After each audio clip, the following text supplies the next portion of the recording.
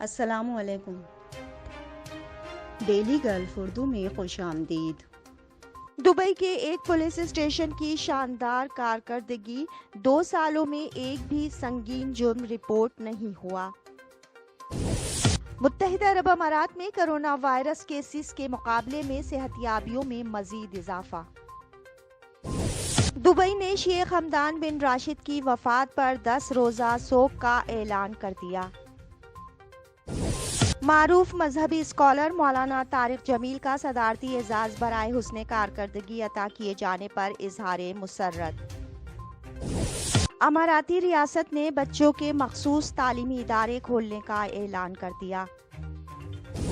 اگر کسی نے فوجی گاڑی، ٹینک یا ہیلی کاپٹر کی تصویر یا فلم بنائی تو سنگین نتائج کے لیے تیار رہے، اماراتی حکام نے وارننگ دے دی۔ ایک اور پاکستانی ڈرائیور نے قانون کی پاسداری کی مثال قائم کر دی، شارجہ پولیس نے اعلیٰ اعزاز سے نواز دیا۔ تفصیلات کی جانب بڑھنے سے پہلے اگر آپ نے ابھی تک ہمارے چینل کو سبسکرائب نہیں کیا تو سبسکرائب کے بٹن پر پریس کر دیں اور بیل آئیکن پر کلک کرنا نہ بھولیں۔ متحدہ عرب امارات میں کرونا وائرس کیسز کے مقابلے میں صحت یابیوں میں مزید اضافہ۔ تفصیلات کے مطابق متحدہ عرب امارات میں 24 مارچ بروز بدھ کرونا وائرس کے 2196 نئے کیسز ریکارڈ کیے گئے ہیں۔ متحدہ عرب امارات کی وزارت صحت کی جانب سے جاری اعداد و شمار کے حوالے سے بتایا گیا کہ متاثرین کی مجموعی تعداد 4,46,594 تک پہنچ گئی ہے۔ پچھلے 24 گھنٹوں میں 2,385 افراد اس مرض کو شکست دینے میں کامیاب ہوئے۔ اس وبائی مرض سے 4,29,573 افراد اب تک صحت یاب ہو چکے ہیں۔ ترجمان نے کہا کہ آج کرونا سے مزید 5 اموات ہوئی ہیں۔ مہلک وائرس سے مرنے والوں کی تعداد 1,456 ہو گئی ہے۔ دبئی کے ایک پولیس اسٹیشن کی شاندار کارکردگی، 2 سالوں میں ایک بھی سنگین جرم رپورٹ نہیں ہوا۔ تفصیلات کے مطابق دبئی کے ایک پولیس اسٹیشن نے کارکردگی میں سب کو پیچھے چھوڑ دیا ہے۔ اس پولیس اسٹیشن پر گزشتہ 2 برسوں کے دوران ایک بھی سنگین جرم رپورٹ نہیں ہوا۔ یہ بات دبئی پولیس کے assistant commander in chief for criminal investigation affairs major general Khalil Ibrahim Al Mansouri نے بتائی۔ ان کا کہنا تھا کہ الفقہ پولیس اسٹیشن کی کارکردگی بہت شاندار رہی ہے کیونکہ اس کے زیر انتظام علاقے میں پچھلے 2 سال کے دوران کوئی سنگین جرم رونما نہیں ہوا۔ میجر جنرل المنصوری نے الفقہ پولیس اسٹیشن کا دورہ کیا اور وہاں موجود پولیس افسران اور دیگر عملے کو بہترین کارکردگی اور لوگوں کو عمدہ سروسز فراہم کرنے پر شاباش دی۔ الفقہ پولیس اسٹیشن نے سیکیورٹی کوریج کے معاملے میں اپنے 99.31 اہداف حاصل کیے، جبکہ معمولی نوعیت کے کیسز نمٹانے کے معاملے میں بھی 92% کامیابی حاصل کی۔ دبئی نے شیخ حمدان بن راشد کی وفات پر 10 روزہ سوگ کا اعلان کر دیا۔ تفصیلات کے مطابق آج دبئی کے فرمانروا اور امارات کے وزیر اعظم اور نائب صدر شیخ محمد بن راشد المکتوم کے بھائی اور وزیر خزانہ شیخ حمدان بن راشد المکتوم کی وفات پر UAE میں ہر طرف فضا سوگوار ہے۔ دبئی حکومت نے شیخ حمدان کی وفات پر ریاست میں 10 روز کے لیے سوگ کا اعلان کر دیا ہے، جبکہ 3 روز کے لیے تمام سرکاری اداروں میں کام نہیں ہوگا۔ اس فرمان کا اطلاق 24 مارچ سے 26 مارچ تک ہوگا۔ معروف مذہبی اسکالر مولانا طارق جمیل کا صدارتی اعزاز برائے حسن کارکردگی عطا کیے جانے پر اظہار مسرت۔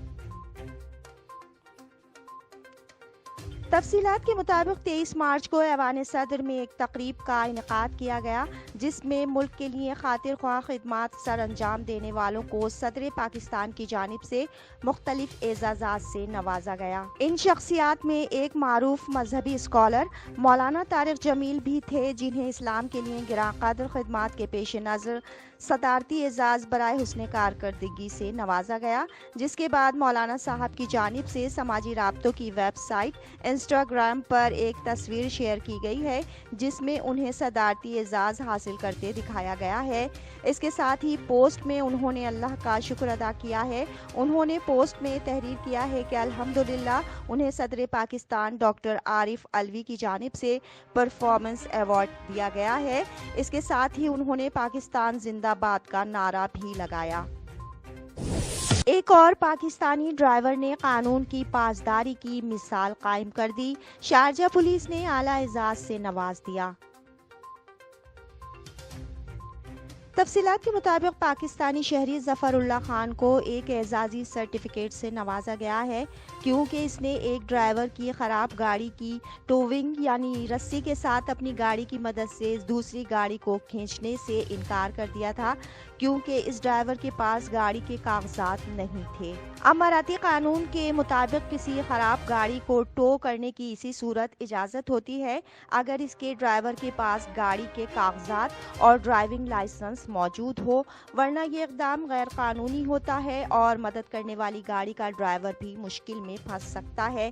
اسی وجہ سے ظفر اللہ خان نے ڈرائیور کی جانب سے مدد مانگنے پر اس سے متعلقہ دستاویزات مانگے، تاہم جب اس خراب گاڑی کے ڈرائیور نے بتایا کہ اس کے پاس اس وقت یہ دستاویزات موجود نہیں تو اس نے قانون پر عمل کرتے ہوئے ڈرائیور کی گاڑی کو ٹو کرنے سے انکار کر دیا تھا۔